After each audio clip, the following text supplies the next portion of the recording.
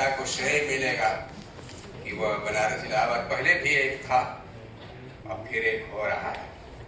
तो और हमारे अपने हिंदी विभाग से और हिंदी समाज से, काशी से भाई प्रकाश उदय अभी थे थोड़ी देर पहले, तमाम मित्र आए हुए हैं। और आदरणीय शाही जी तो आज उपस्थित हुए हैं, बाहर थे। और कुल मिला जुला के आज सुखदेव सिंह स्मृति सम्मान का ये आयोजन वास्तव में एक यादगार कार्यक्रम हुआ। और हर यादगार और पहले की जितनी यादगार आयोजन हो चुके हैं, जो प्रसंग हो चुके हैं, उनको उनकी याद दिलाता है।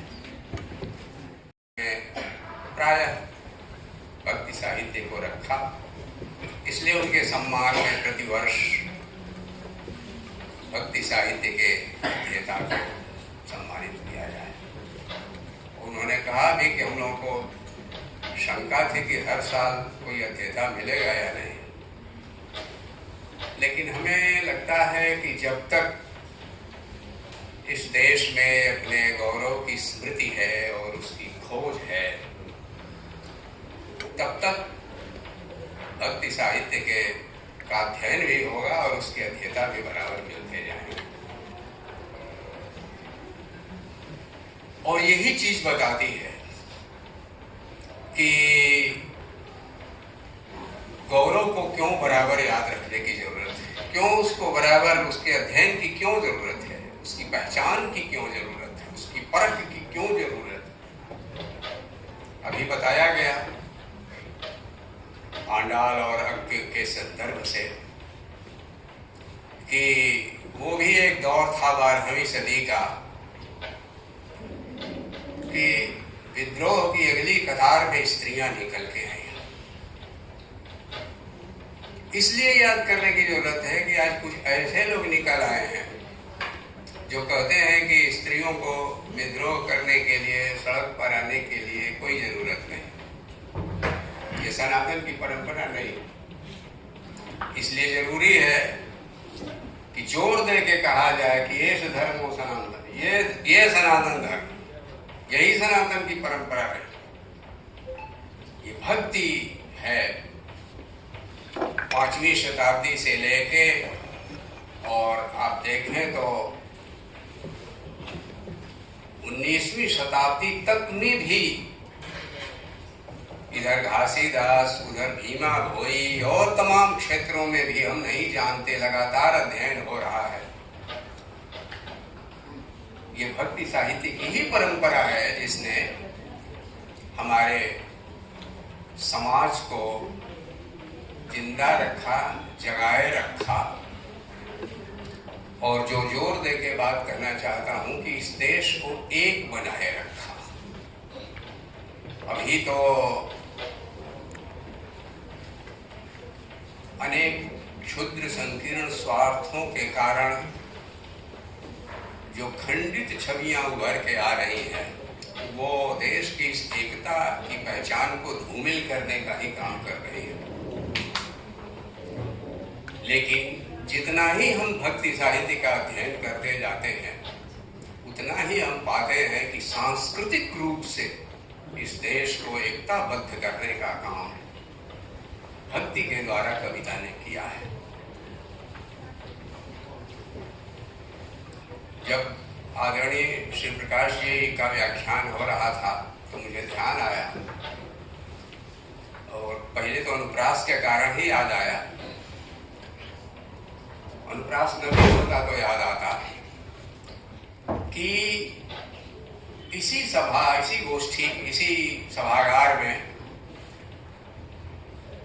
स्त्री अध्ययन केंद्र की ही ओर से सबसे पहले शाही जी ने कन्नड़ साहित्य के अध्येता और स्वयं एक प्रसिद्ध कवि एच.जी. शिवप्रकाश का व्याख्यान करवाया था अक्क महादेवी पर।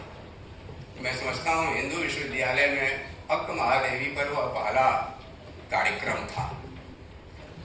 क्या संयोग की बात है कि आज इसी सभागार में भक्त महादेवी से जिस अध्ययन की शुरुआत की सुभाष राय जी ने, उनको आज उस अध्ययन के लिए सम्मानित किया गया। मैं उनको हृदय से बधाई देता हूँ कि उन्होंने जो भक्त महादेवी से यात्रा शुरू की वो अभी चलती जा रही है। और अभी लल्ल महादेवी का कार्य पूरा कर लिया है आपने? हो गया। लल्ल जद पर काम पूरा हो गया। तो संभव है पूर्वी भारत की ओर या पूर्वोत्तर भारत की ओर भी कोई न कोई केंद्र उनके खोज में, उनके दिमाग में होगा। ये यात्रा उनकी चलती रहे। और जो हमारे कवियों की विशेष रूप से भक्ति कविता की जो महान भूमिका है, उसको बराबर उजागर करने का काम आगे बढ़ता रहे। इस अध्ययन के क्षेत्र में कुछ बहुत सारे विभ्रम भी हैं और कुछ बाधाएं भी हैं। एक तो समाजशास्त्रीय अध्ययन बहुत हो रहे हैं कविता के, लेकिन उसकी एक सीमा है। कविता पूरे जीवन को घेरती है। भक्ति काव्य अहम और पुरम की आपने बात की। तमिल कविता में जो सब्जेक्टिव पोएट्री है वो है अहम की कविता, जो अंतर्मन को संबोधित है। और पुरम की कविता वो ऑब्जेक्टिव पोएट्री है जो बाह्य जगत और जीवन को संबोधित है। तो आप देखें कि समाजशास्त्र इस बाह्य जगत और जीवन को संबोधित कविता के भीतर तो अपना कुछ मसाला पा जाता है, लेकिन कविता का बहुतेरा बड़ा क्षेत्र वो अंतर जगत का क्षेत्र है, हृदय का क्षेत्र है। और समाजशास्त्र के घेरे में यह कविता नहीं समा सकती। दूसरे जो उसके पुराने बिंब हैं, हम उनको आधुनिक और तार्किक रूप देने की कोशिश करते हैं। कविता कृष्ण को संबोधित है, शिव को संबोधित है, उसके पीछे लीला का कॉन्सेप्ट है। लीला का कॉन्सेप्ट पश्चिम की पूरी कविता में नहीं, वो कभी समझ ही नहीं सकते। तो कुछ हमारी ऐसी अवधारणाएं हैं जो हमारी देन है। उसने कविता की भाषा को निर्धारित किया है। अगर उसमें से कृष्ण और शिव या दूसरी लीलाओं को अगर आप अमूर्त कर देंगे वैज्ञानिक बनाने के चक्कर में, तो विनम्रता पूर्वक मैं यह कहता हूं कि विज्ञान का परिसर भी तब कविता के लिए बहुत छोटा पड़ जाता है।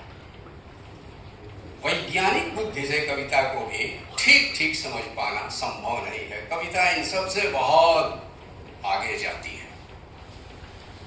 विज्ञान की भी सीमा है, समाजशास्त्र की भी सीमा है, लेकिन कविता कई बार सीमा के बाहर असीम तक को संबोधित करती है। रविंद्रनाथ की कविता को समाजशास्त्र के भीतर नहीं समा सकते, जबकि वह आधुनिक युग का कवि है। फिर पुराने युग की कविता को तो समाजशास्त्र और वैज्ञानिक बुद्धि और तर्क के माध्यम से उसको बहुत सिंप्लीफाइड कर सकते हैं आप, ज़्यादा उसका सरलीकरण कर सकते हैं, उससे कुछ संदेश निकाल सकते हैं, लेकिन फिर भी कविता का बहुलांश छूट जाएगा। तो मित्रों, एक चीज और कह के मैं अपनी बात समाप्त करता हूं कि यह जो भक्ति कविता है, इसमें जीवन की समग्रता इतने रचनात्मक ढंग से गुंथी हुई है कि खास तौर से हम हिंदी वालों को जो आदत पड़ गई है सगुण और निर्गुण को अलगा के देखने की, कबीर और तुलसी को एक साथ हम उस कविता का आनंद लेने लायक रहे ही नहीं जाते। तो जो समग्र जीवन की समग्रता, सीमा और असीम दोनों को संबोधित करने की जो अपार शक्ति है भक्ति कविता में, जो क्षमता है, और उससे जो कविता की बड़ी संभावनाएं पैदा होती हैं नए युग के लिए भी, उसको हम समझने से वंचित रह जाते हैं। अपनी पुस्तक में एक बड़ी पते की बात कही है सुभाष राय ने, अक्क महादेवी वाली किताब में। उन्होंने कहा कि संभवतः अंबेडकर को वीर शैव आंदोलन और लिंगायत संप्रदाय के लिए जो अल्लमा महाप्रभु बसवेश्वरा से लेकर के अक्क महादेवी और सिद्धराम तक केवल अनुभव मंडपम की 65 कवयित्रियां थी, 65, जिसमें से 30 न 35 कवयित्रियों की रचनाएं बस प्राप्त हैं, और उनकी भी संख्या ठीक ठाक है। उनमें से अनेक संतों के ऊपर जीवनियां हैं। वो जीवनी साहित्य एक अलग विधा हो गई। अकेले अक्क महादेवी का जो जीवन है वह कर्नाटक को आंध्र प्रदेश से जोड़ता है। वह पैदा हुई शिवमोगा में, शिवमोगा से चल के कल्याण, कल्याण से फिर अल्लमा महाप्रभु ने कहा तो वह श्रीशैलम में एक गुफा में ही पूरे जीवन भर रही। ये है आंध्र प्रदेश। इसलिए इनसे प्रभावित बहुतेरी कविता आंध्र प्रदेश में रची गई है। आमुक्त माल्यदा नाम की रचना यह आंध्र प्रदेश में ही रची गई, श्री कृष्णदेवराय की। तो आप देखें कि एक प्रदेश तक सीमित नहीं, एक वर्ग तक सीमित नहीं। उसका जो सबसे बड़ा नेता है बसवेश्वर, जिसने उसको एक सामाजिक आंदोलन का रूप दिया, वह ब्राह्मण था, महामंत्री था बिज्जल के राज्य का। लेकिन उसने अपना परिचय दिया, मैं अमुक अछूत की संतान हूँ, अमुक अछूत मेरा दादा है, मेरा पूर्वज है। उसने अपना कुल गोत्र जोड़ा जो है वो अछूतों से। उसी ने ब्राह्मण कन्या का विवाह अछूत लड़के से करवाया, और फिर जो है वो भयंकर प्रतिवाद खड़ा हुआ इस आंदोलन के खिलाफ। और आप जानते हैं कि प्रतिक्रियावादी शक्तियों ने फिर हिंसा से काम किया। इतने बड़े आंदोलन का, जिसने दासोह का सिद्धांत दिया, काय कवे कैलाश, शारीरिक श्रम के द्वारा इस कैलाश पर रहने वाला शिव मिल सकता। अगर ड्यूटी है शारीरिक श्रम की, जिसको रामानुजाचार्य ने, तो मेरा विश्वास है कि उसी के भीतर से सिद्धांत निकाला होगा। कैंकर्य कहते हैं वैष्णवों के यहाँ। अगर संत खुरपी ले करके फूलों की गुड़ाई कर रहा है तो वे फूल पूजा में लगते हैं। यह कैंकर्य पूजा का ही एक हिस्सा होता है। तो ये काय कवे कैलाश का अगर समय है, ड्यूटी है, तो उस समय आपको पूजा भी छोड़ देना है, ध्यान भी देना है। कोई भी चीज छोड़ी जा सकती है इस शारीरिक श्रम के लिए। और कुछ चीजें आपने विस्तार से बताई ही कि सामाजिक मूल्य उन्होंने क्या क्या विकसित किए। लेकिन मुझे की बात है कि हमारे आधुनिक युग के इतने बड़े उन्नायक अंबेडकर को संभवतः इसका पता नहीं था, लेकिन गांधी जी इसके बारे में जानते ही नहीं थे, जागरूक थे। ये चीज मैंने इन्हीं की पुस्तक से जाना। गांधी जी वहां पहुंचे और गांधी जी ने बाकायदा, आपने उदाहरण दिया है उसमें से, उन्होंने कहा कि बसवेश्वर का शुरू हुआ काम अधूरा रह गया है, उसे मुझे पूरा करना है। इन संतों ने हमारे लिए बहुतेरे काम छोड़े हैं, उन्हें हमें पूरा करना है। वहां खेतों से कपास उगाई गई, कपास से सूत निकाला गया, उस सूत से खद्दर वस्त्र बनाने का ये काम 12वीं शताब्दी में ये शुरू हो चुका था। गांधी जी ने खादी का विचार, पूरा भारत पहले वह घूमे थे गोखले के सुझाव से, तो उन्होंने घर घर में देखा था इससे पहले का भारत क्या था। तो ये एक अद्भुत बात है कि उनका इस मामले में सामाजिक प्रेक्षण गांधी जी का कम से कम इस बिंदु पर अंबेडकर की तुलना में ज्यादा सचेत है और जागरूक है।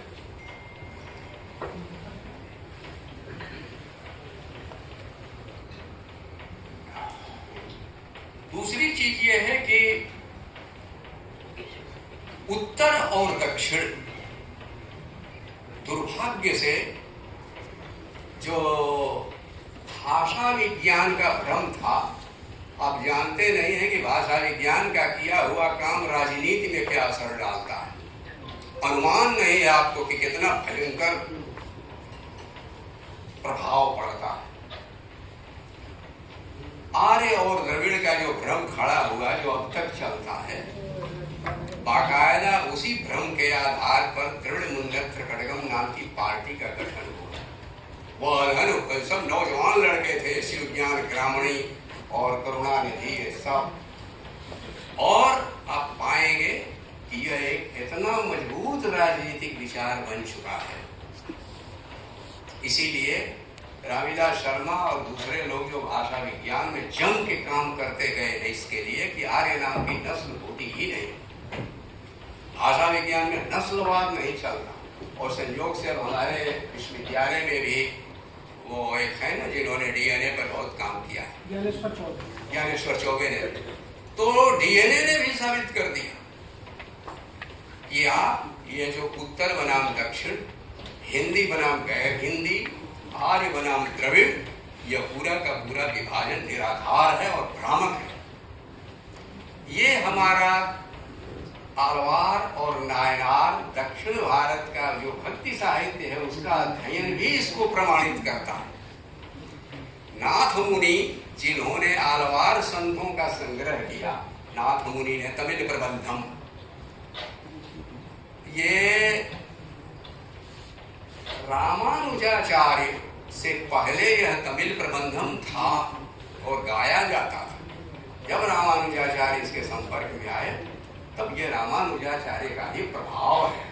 रामानुजाचार्य ने केवल उसको शास्त्रीय आधार ही नहीं दिया, उसको वेदांत का आधार दिया और साथ ही रामानुजाचार्य ही अथॉरिटी थे जो तमिल प्रबंधम को दिव्य प्रबंधम और वेद का लगभग उन्होंने सम्मान दक्षिण भारत में दिलवाया। दूसरी चीज, पूरे यूरोप के और अमेरिका तो खैर इसका कोई इतिहास ही नहीं है, अमेरिका का तो कोई इतिहास नहीं, लेकिन यूरोप जिसको अपने इतिहास का गर्व भी है, शायद ही कोई कवि हो जिसकी प्रतिमा भगवान के बराबर में लगी हो और उसकी पूजा होती है।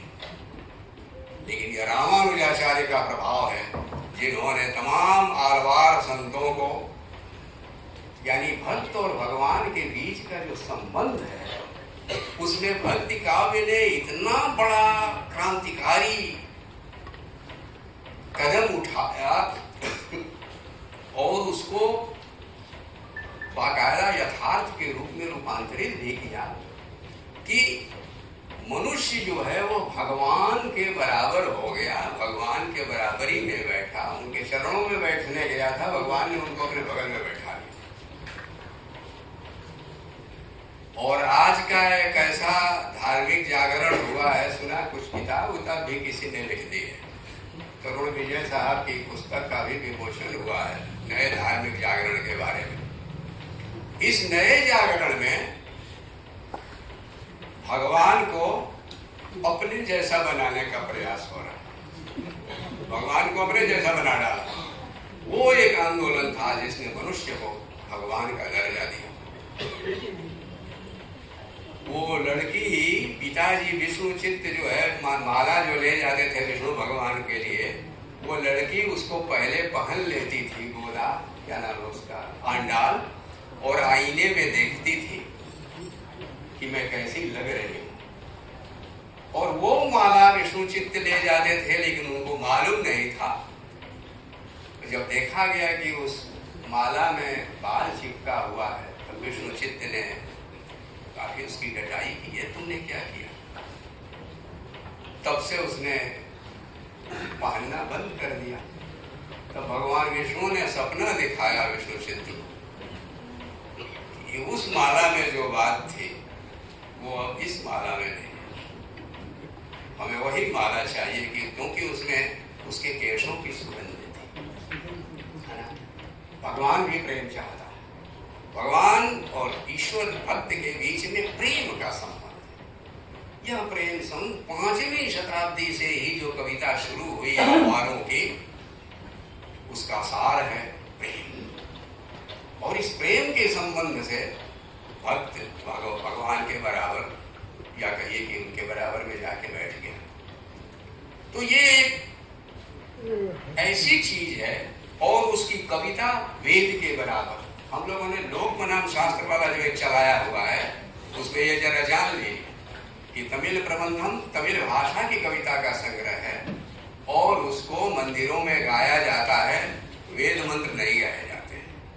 ये तमिल प्रबंधम के गान गाए जाते हैं। और राज साहब ने अपनी किताब में लिखा है कि गोदा का मंदिर बना हुआ है, तो गोदा जो माला पहन लेती है, अगले दिन सवेरे उसके गले से उतारी हुई माला फिर जाके भगवान विष्णु को पहनाई जाती है रोज।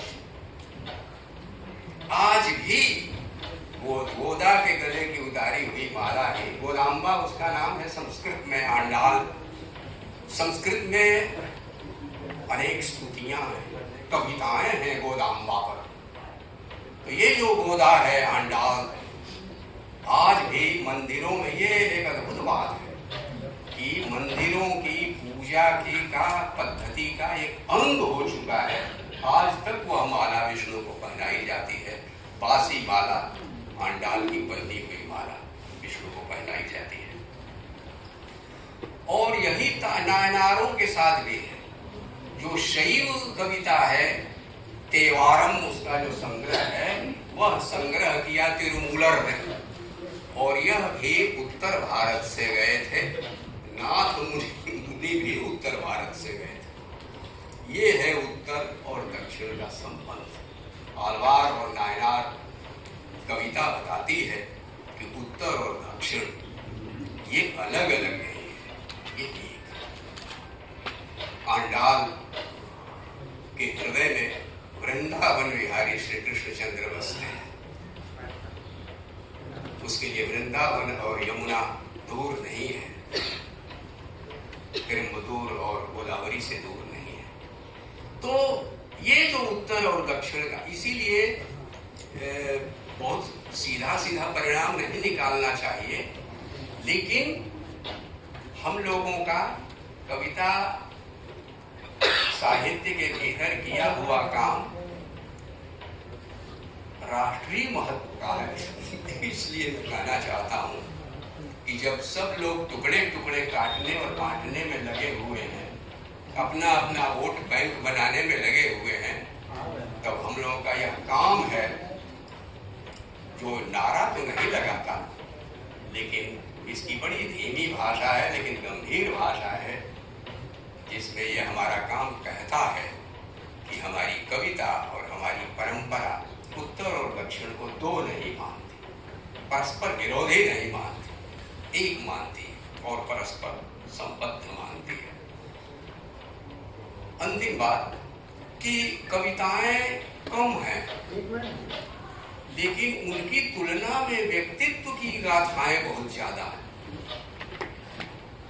यह उनकी लोकप्रियता का सबसे बड़ा प्रमाण है। इसीलिए उनके व्यक्तित्व पर जो गाथाएं चलती हैं, जो किंवदंतियां चल पड़ी हैं, उनका भी एक मूल्य है। जैसे कि कबीर के बारे में कहा गया कि उनके शव को लेकर हिंदू और मुसलमान झगड़ पड़े, तो उस कहानी का एक मूल्य है। ठीक उसी तरह से इन गाथाओं का भी एक बड़ा मूल्य है, और जरूरी नहीं कि हम उसका एक तर्कसंगत अर्थ निकाले ही लें, लेकिन उसका जो सार है वो हमारे एकता के सांस्कृतिक आधार को मजबूत करता है। और अंतिम बात कह के अपनी समाप्त करता हूँ कि इन्होंने अपने जाति कुल गोत्र का अतिक्रमण किया। जो ब्राह्मण थे वे नीचे उतरकर निम्न कही जाने वाली जातियों के करीब आए, और जो निम्न जाति के लोग थे उनके आत्मसम्मान को जगाया। तो ये एक इतना बड़ा काम था जो लंबे समय तक इस देश में चलता रहा। तमाम युद्ध और तमाम बुरे प्रसंगों के बावजूद ये काम साहित्य के धरातल पर होता रहा है। इस चीज को बार बार दोहराते जाने और याद दिलाते जाने की जो सार्थकता है, ये आयोजन उसी को रेखांकित करता है।